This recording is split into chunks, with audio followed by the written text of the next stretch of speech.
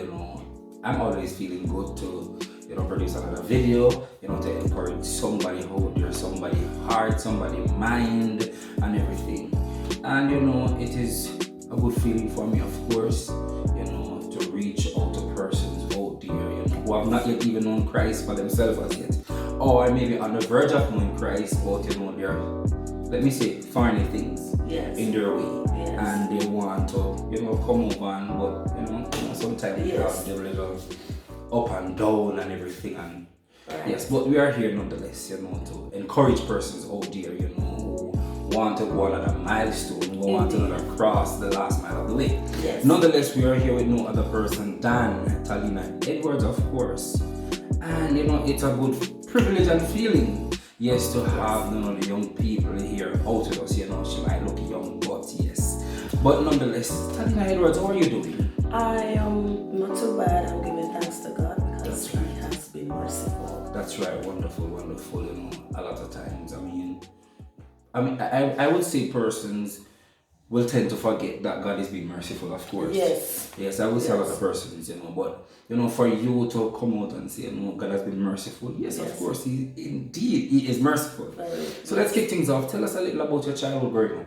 Who was your child? Was it rich, poor? Who was your childhood growing up? Well, I wasn't a rich child, neither was I a poor child, if I must say. You know, growing up was a bit easy. There was not a lot of struggles from what I remember.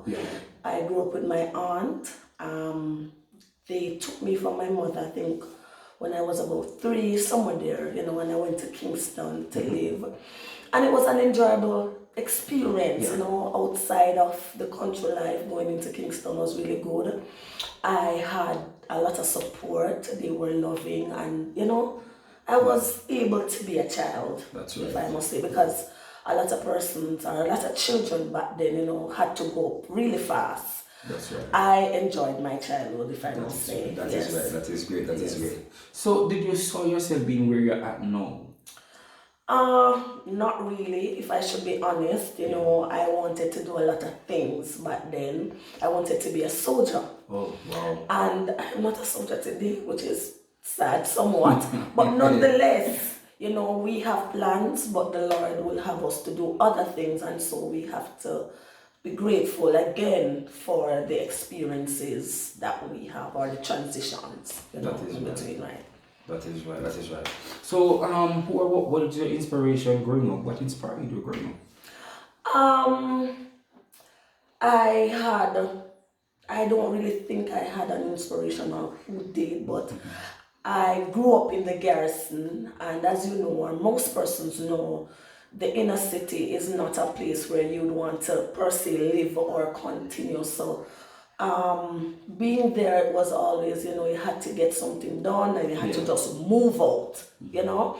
And so that was the thing. I wanted to help other people or other children per se, but I didn't get to do that because I had to leave and come back to my hometown. And from there, country life is not nice. Country life, oh Lord. You know, some people say it is nice, but I had, you know, my little challenges. And so being here was, you know, a little bit different, and everything I had to adjust. So I didn't really have an inspiration per se. I was a bit of a rude child. Okay, you were rude. Very. You understand? It was not anything in order. And so I was just living. I was just, you know, going about and just doing my own thing. So I didn't really have any inspiration of such. Okay. So let us stray on a little bit. Yes. What was it like being in the world before you got saved? It was fun. A lot of persons don't want to admit, but being in the world, there's a lot of things that you get to do. You get to explore, you get to go places, you get to dress a particular way, and you just have this hype. There's always this hype in the world, and it was really good. It was good because you're in sin, so it's good. It's good, that's right. It was really good. A lot of persons say it was good, you know, knowing that, I would say maybe by at that time they weren't focused, or they weren't seeing what the other side of being Christian, or whatever. You understand? But a lot of persons will say, you know, sin is sweet, sin is nice, and everything. You understand? But they have got their experience, so they will know. Right. You understand? Yeah. But so Do you think it is better being saved than being unsaved? Yes, a million times. Yes, yes, yes, yes, yes.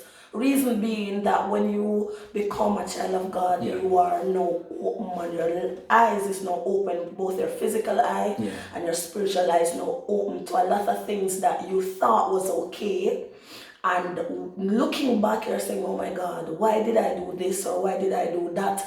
Or why didn't I get saved a bit earlier to enjoy the benefits of being a Christian? It is really a fun thing. It is more exciting than the world, but you just have to find your rhythm. That is true. You have to find your rhythm. That is true. That is yes. true. That's true. So you say that it's being good, being saved, rather than being unsaved. Right. I mean, a lot of persons will say, well, yes, of course, even though, out there in the world, a lot of glitters, a lot of gold, a lot of things out there that catches our mind, catches our heart, you understand? Yes.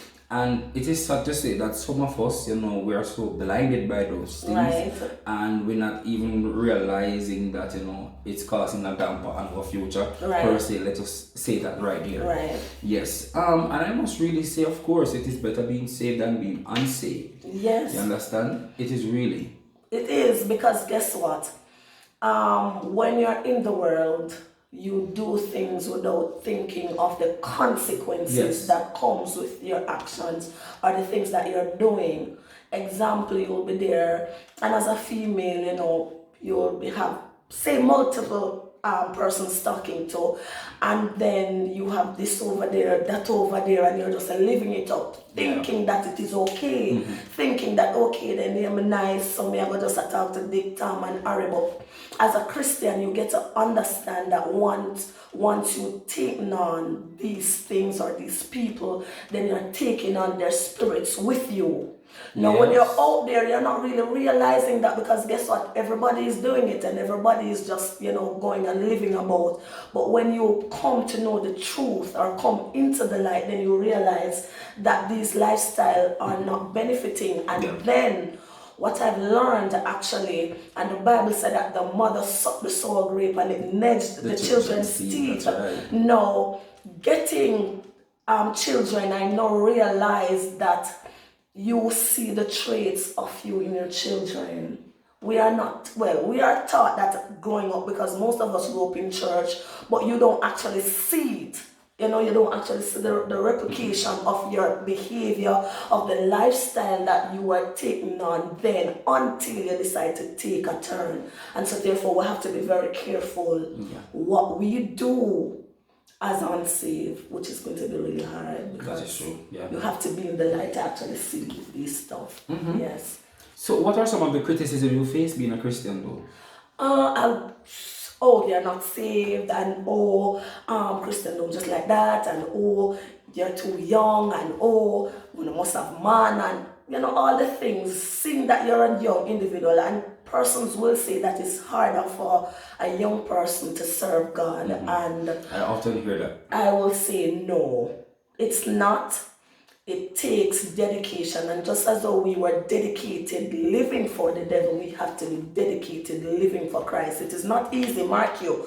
We have the same struggles. We have a lot of things that will hinder us at times and cause us to falter. But guess what? When we were in sin, we had these things that hinder us from going out and hinder us from doing a lot of things, but we still had the determination to do it. Your mother said, don't go over there, son. And for the love of you, you want to know why you should not go over there, and you still do it, right? It's the same thing now, that when you're on the Lord's side, you want to have the experiences of what is happening. And so therefore, you realize that being saved, a lot of persons will have a lot of negative to say. They will give you 3 months, 6 months, 7 months. But you have to know what you want. So how well do you work with that, knowing that they're giving you time, or they start to criticize you? Okay, you dress code, and me I give you look at time and whatever. How do you cope with that? It can be a little bit annoying, sometimes frustrating to you, knowing that you're trying. And we also bear in mind that the mouth is powerful. Yes. No, for somebody, once they utter it out, it comes in effect. It becomes effective. No, if somebody constantly saying you're not going to this and you're not going to that and they're just giving you time, then you realize, for me personally, that the weight of the journey becomes a little bit heavier because that's another burden to carry. True. Yes, that's true. something else that you're taking it on involuntarily because they're saying it. No, it's not easy. It is not easy, and you have to be constantly praying. You have to be constantly praying. Yeah. I mean, if you don't pray, the songwriter said, if you don't pray, you won't last, and that is true. If you're not praying and reading the Word of God and just trying to abide, then it can be really difficult. That is right. So, seeing that you're a Christian again, what are some of the church hurts you have been through? The hurts. Well, for once, I was walking with the Lord for a time, and during the period I got pregnant within the time, and it was what can I say? It was really heart-rending. Before you go any further, for those persons who have not yet even subscribed to this channel, of course, please do so subscribe. Yes. Please like and share this video. It's very uplifting. Very. Yes. So please subscribe. Stop what you're doing. Subscribe, share, like. Go ahead. Yes, and I got pregnant, and the embrace. No, we know, and we're not going to use our sins to justify anything. But the word of the Lord declared that if your brother or sister is overtaken in fault, he who is spiritual should restore such a one in the spirit of meekness. Now, when you're looking for that from the congregants or from the believers or from the persons in whom you gather with, that was not there, right? That was definitely and not that's there. Another burden. That's another thing, and it hurt to see that. I mean, yes, we should know but better. does that put you in a depression mode or something on the side? At the first stage of it did. I was, locked away for quite some time. Okay. I did not know how to deal with it or how to just go out there and be myself with the situation. So that was one thing, and then they were another thing. So that became, I became enclosed, shut in. I didn't really want to talk to anybody or so, right? And they did not, they were all, that type of way. They weren't loving, because I am expecting, and we should love even though we might fall or other persons might fall. We should be embracing the person nonetheless and saying, sis, I know this and that, and then you can rebuke, because you still want to ensure that you tell the person that, look, what you did, we are not condoning it, but we're still here to support and to love you, and that wasn't there. Yeah. Good. But now, for the young persons out there, a lot of persons who would love to give their life to Christ or love to be a Christian. Right. You understand? They're thinking that, ignorance is out there. Yes. You understand? They want to get saved. But they are thinking that the struggles they are going through, or the hurts that they have been through, they're thinking that it's an hindrance for them to not get saved. Right. What would you say to those persons? They're thinking that those struggles that they have gone through are still going through, and they're thinking that it's an hindrance for them not to be a Christian. Well, first, I must say that we cannot change our situation by ourselves, and that is where we have gone wrong. A lot of times we try to fix everything and we can't, because the more we try to fix, there is another problem that it's creating, and so you won't get the time to really go or give your life over to God. What we need to do is bring everything about us, what we have done, what we have not done, what is bothering us, bring it to the cross. That is true. We have to just bring everything to the cross, because guess what? The devil's aim is to keep us out or to keep us from the truth. And so therefore, while we are trying to fix it, he's going to put something else that will hinder us as a church. I'll wait until I get that fixed, or I'll wait. You will always be out there waiting. What you need to do is come to God with all of what you have. That is right. That is right. We have two more questions, viewers and subscribers. All right. So this first question is: would you view pastors or leaders as someone safe or not safe to share your problems with? It all depends, and this is going to be really sad to say, because it all depends on who they are, right? And as leaders or as your leaders, you should be able to go to them and just vent and tell them that you're struggling. Right. But what I realize in Christendom today is that you can't share your struggles with whomever, whether it be pastors, evangelists, deacons. You cannot share your struggles. Confidentiality. Not at all. And the first thing that they're going to do is to condemn and to judge, right? And so therefore, if they should be following biblical principles, we are supposed to embrace, as I said before, embrace, then you rebuke. But you can't go to them, you're probably having, because everybody's struggle is different. Say for me, I'm struggling sexually. I probably just won't feel comfortable to go to my pastor and say, Pastor, I'm struggling with this, and this is what it is, without feeling as if that they are going to now look down on me, or probably go to church and say, boy, sister, so and so, and you understand? So it's kind of a challenging thing to really just go out there and just speak to your leaders about the things that you're struggling with. That is true. That is so true.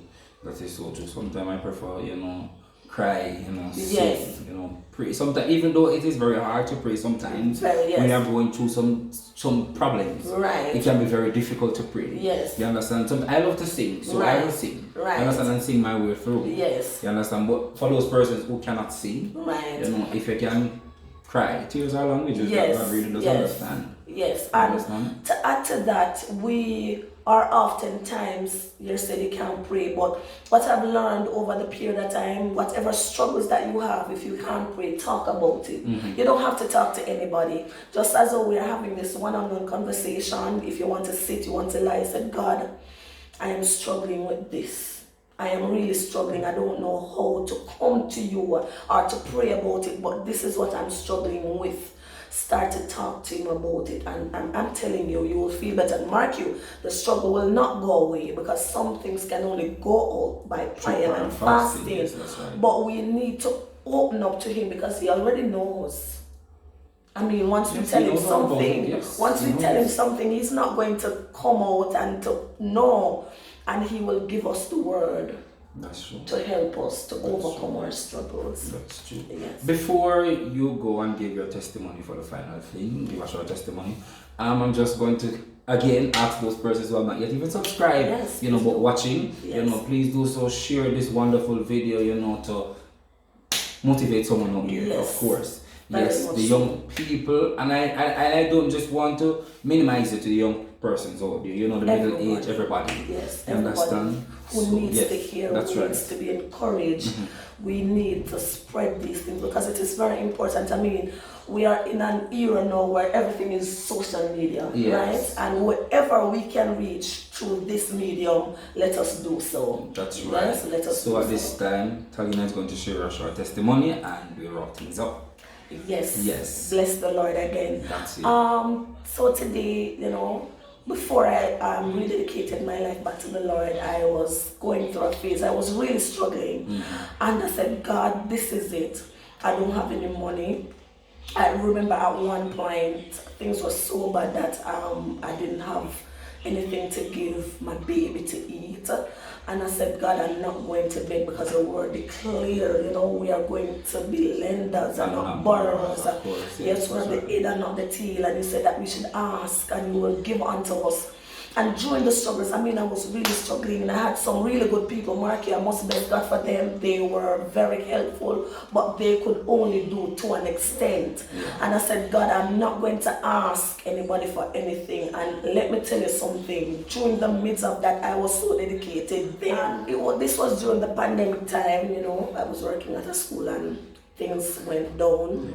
But I am telling you, God showed up mightily. I was owing my rent and everything. I was owing the light bill. And now I said, God, I am not going to do what I should not do to get anything. And I'm putting you to the test, and I'm telling you, brethren, God showed up, and he showed up mightily. And my rent was paid, my light was paid, and everything fall into place. I am saying to you today, whatever your situation is, no matter how far away you are, I think you are, God is able. And He's an on-time God. And the songwriter fit it and said, no matter what in all our lives, even in our darkest hours, God is and has been faithful. God bless you. God bless you. God bless you. I must really say that deserves a wonderful clap, of course. Okay. Yes, and for those persons who are watching, she deserves a wonderful clap. Food for thought. Yes. You understand? Yes. And I must thank you for having me. It is a privilege. Yes, it is a wonderful privilege to have you here on this platform, of course. And for those persons who are watching and you have those powerful testimonies, I would love to be a part of this platform. You can do so. I'm going to leave my email at the top there, so you can, please send me email, and please do subscribe, share, like, comment, feel free to speak whatever you want to speak. God bless you wherever you are. Have a wonderful day, wonderful night wherever you are. Yes, God bless you. Please remember again to share, because we have to reach the lost at any cost. That's right. Yes. That's right. Have a good evening. Bye. Bye.